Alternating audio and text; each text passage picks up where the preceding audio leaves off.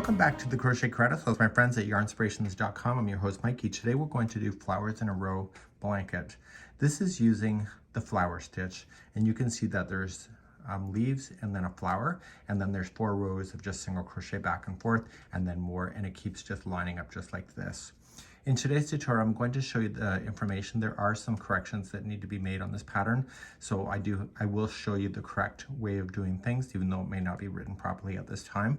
And what we have is a simple little border that's afterward. This is an older pattern, and so it does show you like little eyelets and stuff, but the stitch counts matter in order to get that. So what I'm going to do is really primarily focus on the flower stitch.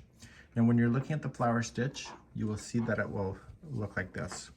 And so we're going to be focusing on clusters, and the clusters naturally sink down, and so you'll have this, but on the wrong side of this, you'll notice that the flowers kind of pop up on the other side. So depending on how you want to display it is up to you.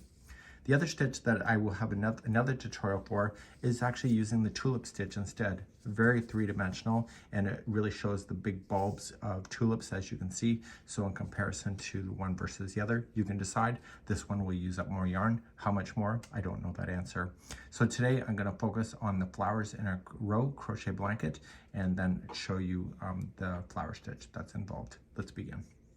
So let's go and look at this. You can see in the video information a link to this free pattern if you wish.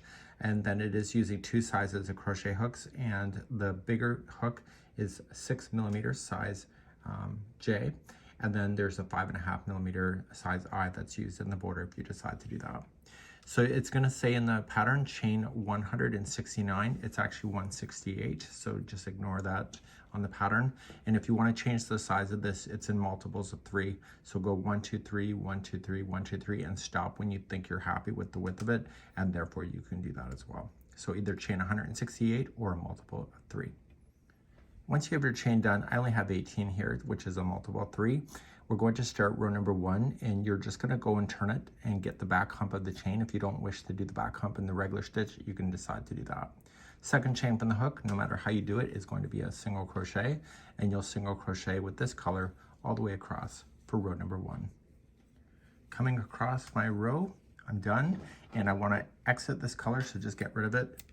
I've been on the computer too much today. And I'm just going to finish it off like this. I'll weave in the tails later if you were doing a real blanket. So I'm going to turn my work, and we're going to get ready with the leaf color of your plant next. So row number 2 is going to start with the color of the leaves, green. If you decide to have purple leaves, who cares, right? It's your creativity. And you're going to go into the very first stitch, and you're going to attach. And I need you to chain 3.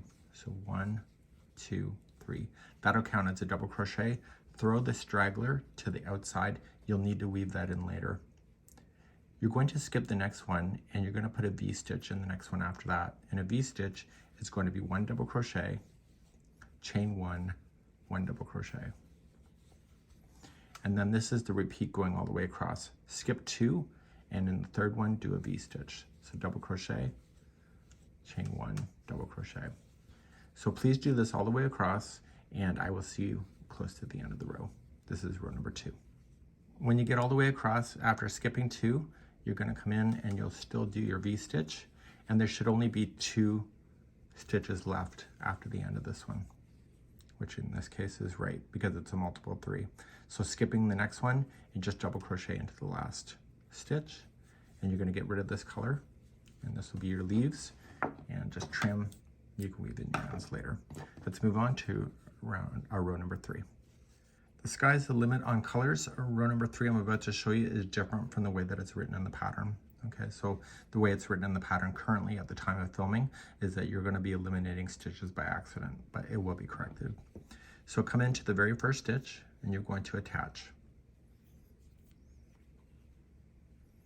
I need you to chain 4. That's different from the way the pattern's written. So chain 4.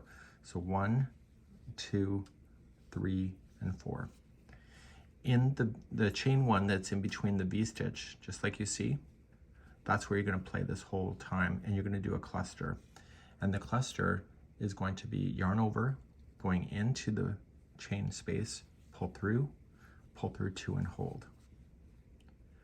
Do another one, to wrap and pull through 2, and hold. You're going to keep collecting these stitches as you have. So you don't want to ever finish the stitch. So yarn over, going in, pull through 2 and hold.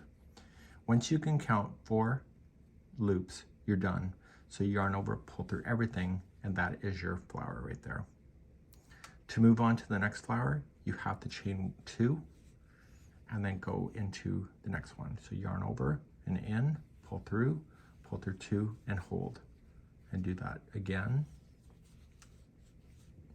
and again. And how many loops do you need to see? 4. So pull through all 4, yarn over, pull through all 4, chain 2, and move along. So I need you to do this all the way across, and I'll see you at the end of the row in just a few seconds from now. Once you get close to the end of the row, the last V stitch is also going to have a cluster, which is your top of your flower. Pull through once you see 4, chain only 1 this time, and in the turning chain, apply 1 double crochet in. So the chain 1 after that cluster is not in the written instruction at the time of filming. So it looks like it's buckling in, but it'll square out in just a few seconds. Let's get rid of this yarn here, and we're going to go back to the white for 4 rows of individual single crochets. Let's do that next. So there's going to be 4 rows of white. The first row is important because we have like the clusters to work with first. You're going to attach in the top of the last double crochet. Just attach, chain 1, and single crochet into the same one. So that's 1 stitch. This is a chain 1 space. This is not indicated in the pattern. This is me telling you. So you're going to single crochet right into that first space before the first flower starts. The remaining all the way across until you get to the end is that you're going to put 1 in the flower, so right at the top. And then the next 2 are in this chain 2 here. So there's 2 single crochets in that chain 2. Okay, so there's going to be 1 in the top and 2 in the chain 2. And you're going to do this all the way across. It'll just take you not a lot of time because it's pretty quick. Even on a longer sample, it won't take you too long.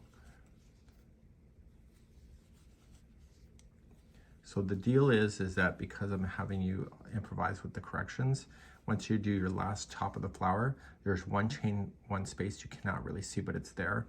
So you'll put 1 single crochet in the chain space and then 1 into the turning chain. And let's turn our work and do the next 3 rows. Rows number 5, 6, and 7 are all the same. Just chain up 1 and apply 1 single crochet in each of the stitches all the way. And on the very last row, number 7, you're going to change the color back, and you'll start doing another set of leaves and then another set of flowers after that. So there's essentially just 4 rows of single crochets that separate these out. So please do this, and I'll be back in just a few seconds. So do rows number 5, 6, and 7. I'll be right back. So let's go through the repeating. We've already just completed now 1 set of flowers and then 4 rows of white. You'll do this again, but this time when you do it, you'll change the flower color to something different. So the flower color will be different, but it's the same instruction. And then you're going to repeat it again with this same flower coloring. So this will take you to the end of row number 13. So it says then in the pattern, repeat rows number 2 through 13 until the blanket measures about 62 inches from the very edge all the way to the top. So if you don't want to have different flower colors, you can have it all the same, but it will change your yarn quantities. Let's quickly talk about the border. I'm not going to demonstrate that today. To do the border, it's actually pretty simple, and I'm just going to explain it to you instead. So what you're going to do is you're going to attach the right side. Okay, so the right side's facing up, and you're going to attach to the corner, and you have to evenly space an odd number of single crochet across the top. When you turn the corner, you're going to put in 3 single crochets, and you're going to put an odd number of single crochets down the side, and the very last one here, there will be 3 single crochets in there, and then again an odd number going across, and then 3, and then an odd number going up. If you don't hit that odd number, what's going to happen then in round number 4, it won't line up for you. Rounds number 2 and 3 is just going to be 1 single crochet in each of the stitches, except for the corner stitch. The middle one is going to have 3 single crochets into the same corner. So rounds number 2 and 3 will have that. In round number 4, you are going to go and you want to be able to get yourself to have everything in alignment. So you're going to chain 4, and you are going to skip the first single crochet after that. Then you're going to, and the chain 4 counts as 1 double crochet and a chain 1. You double crochet into the next stitch after you skip 1, chain 1, skip 1 stitch, and then you're going to come all the way around. So you're going to do this until you get to the corner, and in the corners you have to do 1 double crochet, chain 1, 1 double crochet, a total of 3 times, and then once you're done that, then you can continue to go down the other side.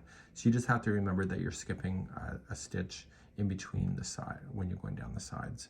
And so you'll be putting a double crochet and a chain 1. It's chain 1, and you're going to slip stitch, chain 2, and double crochet all in the next space, and you keep doing that. So the spaces of the chain 1s that were created in round number 4 are all going to be a slip stitch, chain 2, and double crochet, and it'll have a nice kind of a ruffled edge, and you're going to do that all the way around. You don't need to worry about corners, you're just going to follow it in sequence, and that will be the end of the story. So hopefully that makes sense, and this is a really neat concept. And again, I think a lot of people will improvise the border, so that's something that you can decide to do for yourself. We hope you enjoy.